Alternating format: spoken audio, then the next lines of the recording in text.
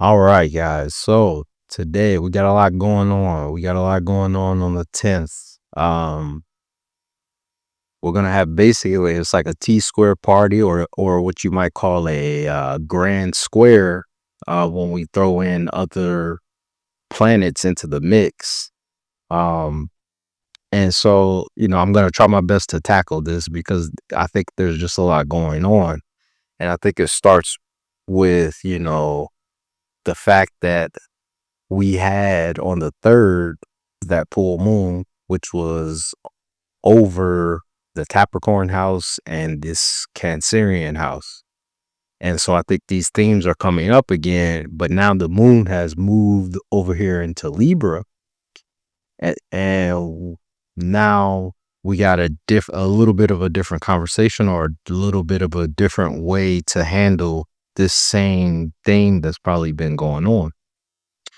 Now, I usually practice Hellenistic astrology, which is the traditional astrology, but I'm not opposed to, occasionally incorporating modern techniques, planets, and things like that.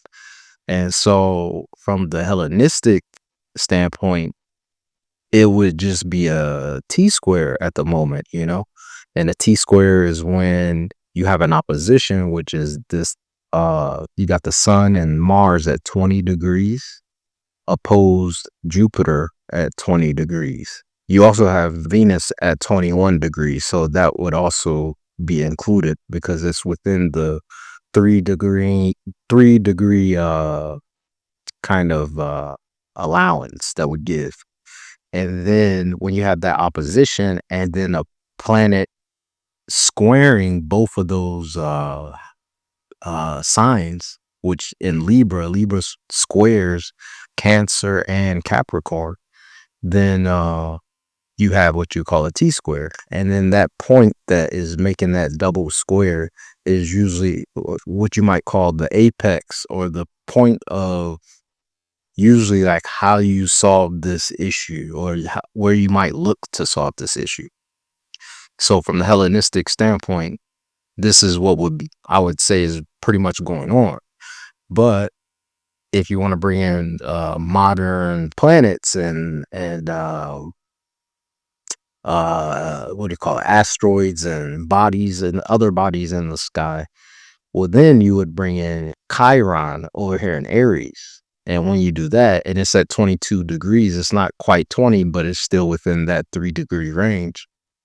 What happens then is now we got squares all the way around. You got Aries squaring Capricorn and Cancer as well.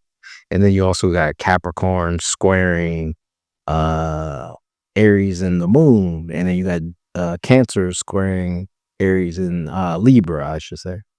So there's squares all around. And then we call this a grand square. So it's basically a bunch of T squares.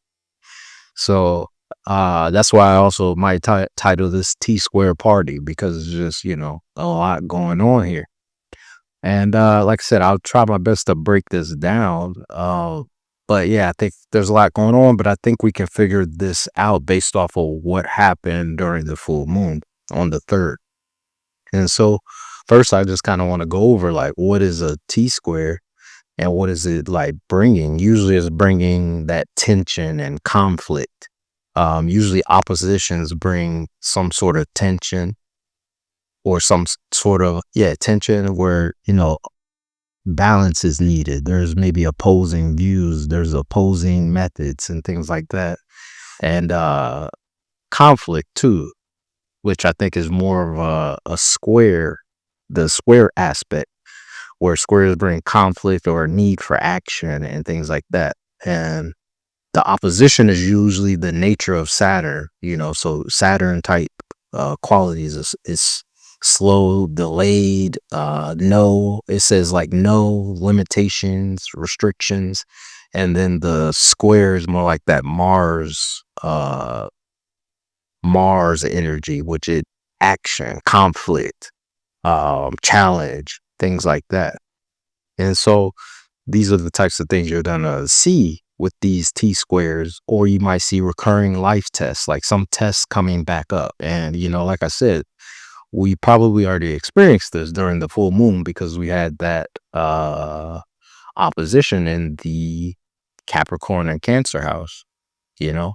And then you got drive and motivation. You can see more drive and motivation during this time, and then that's what's required.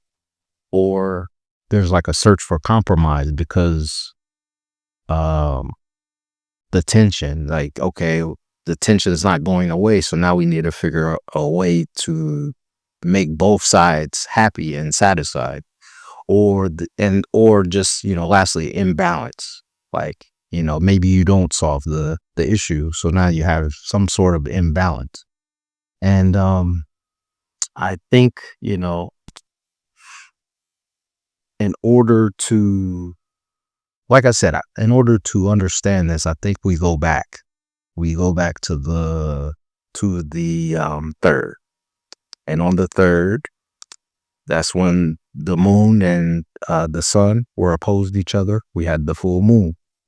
And like I said, it was in both of these signs, Capricorn and Cancer. So think back to this moment and you'll probably understand what the 10th is going to be about and what's going to be happening. I'm sure it's probably going to be a similar thing.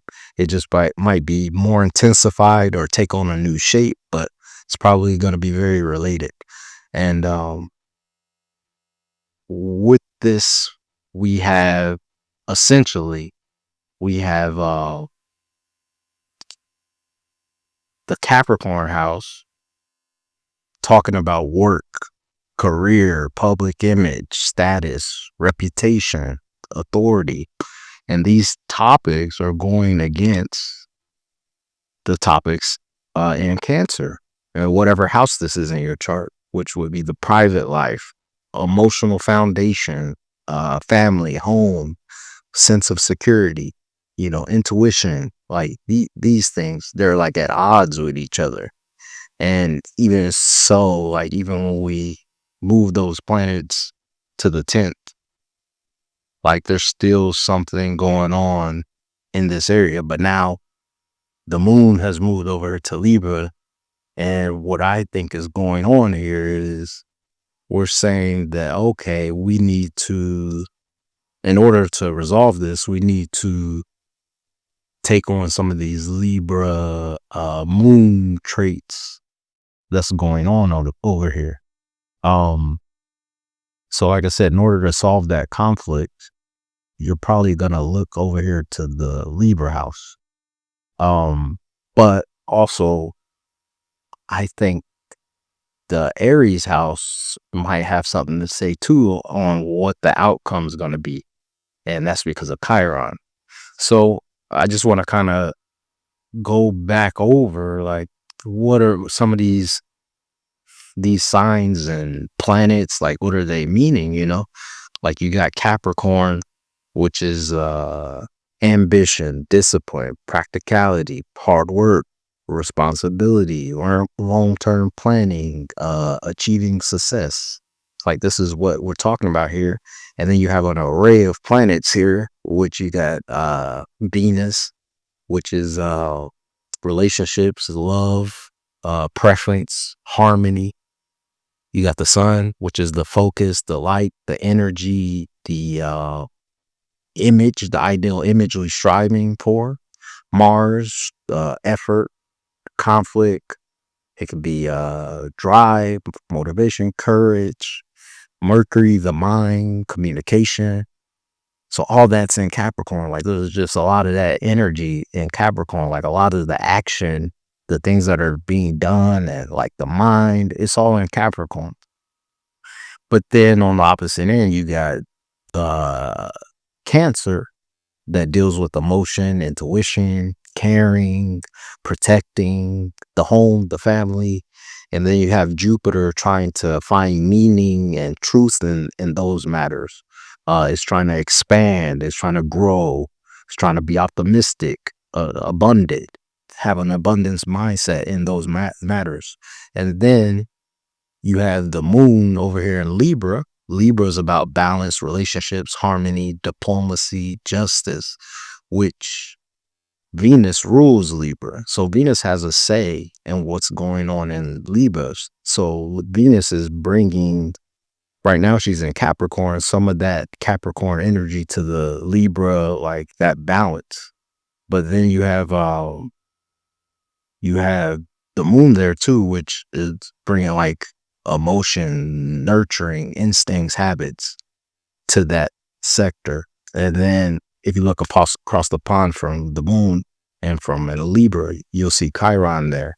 And then when you see Chiron there, we're talking about, and it's in Aries, so we're talking about newness, fast, new beginnings, action, bold, direct, impulsive.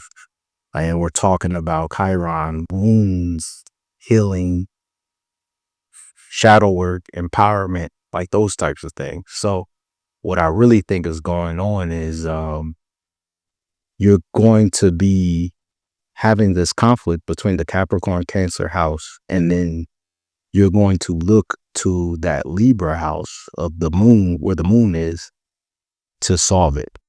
And then the outcome is probably going to be with Aries. Either you're going to, Chiron and Aries, which is you're either going to experience either wounding, whether it's a fresh wound, a new wound, or you're gonna re-wound yourself, reopen up a wound and re-hurt yourself, or you can experience healing and empowerment here.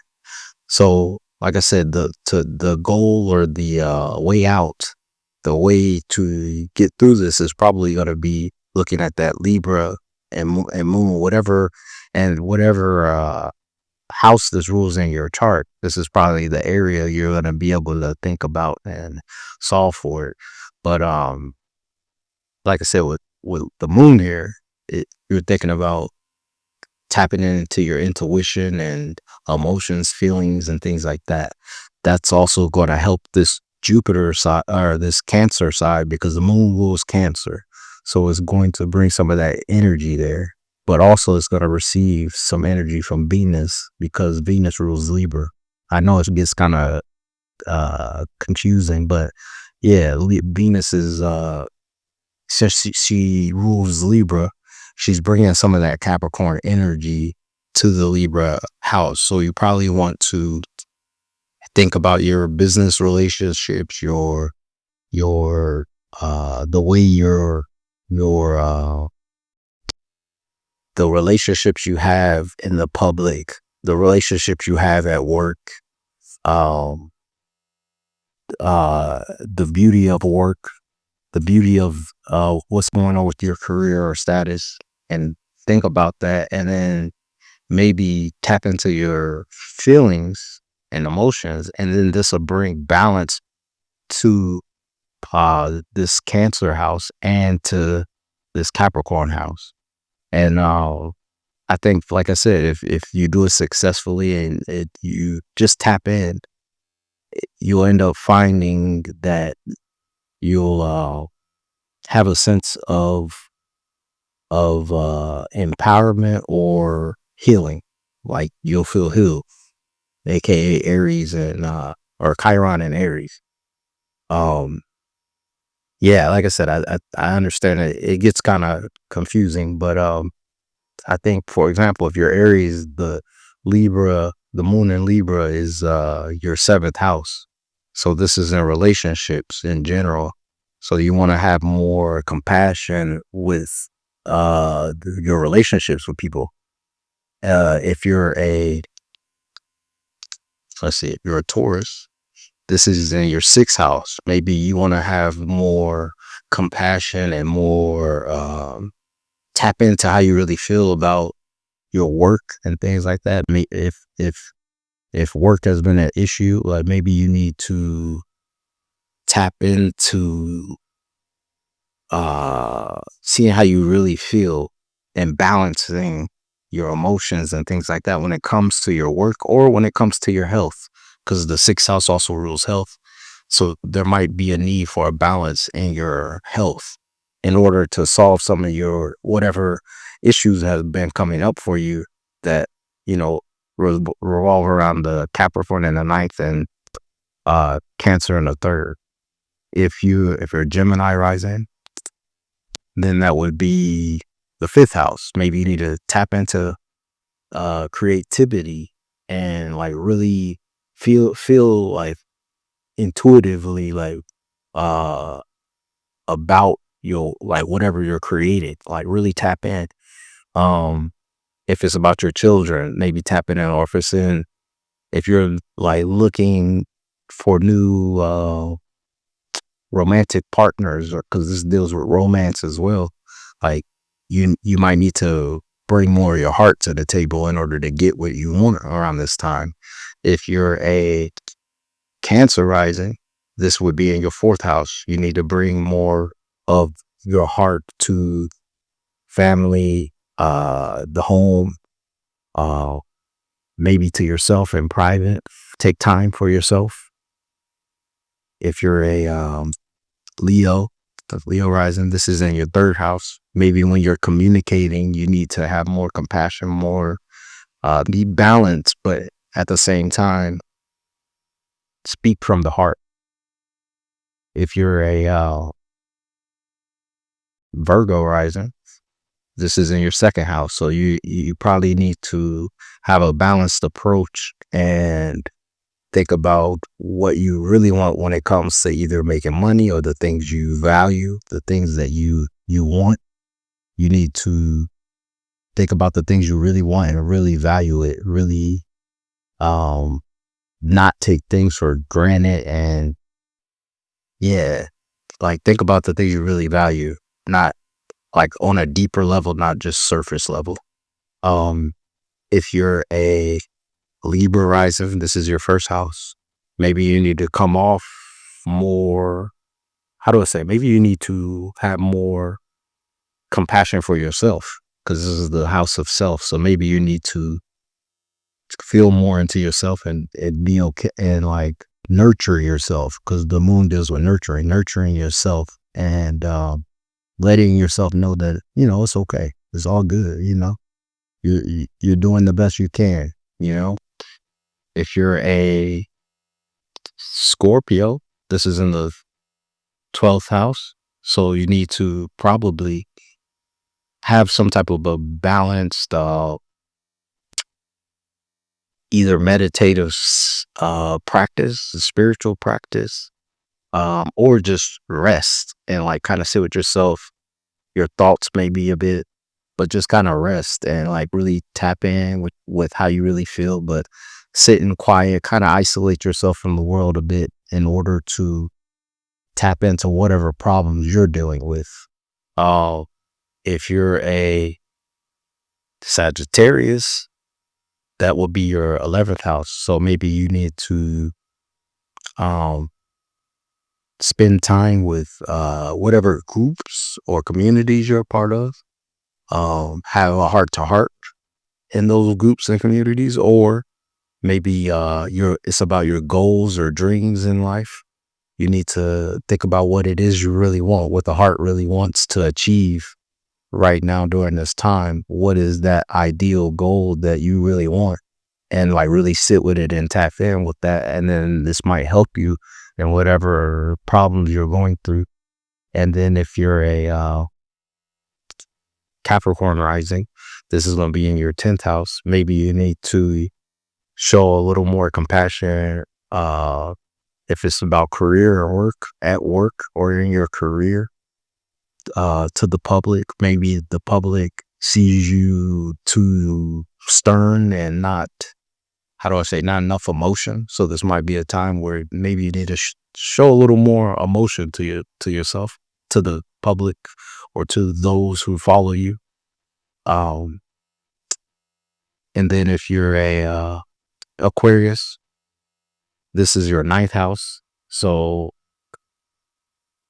maybe you need to really tap in to whatever it is you believe and look within your heart to find out what it is you really believe.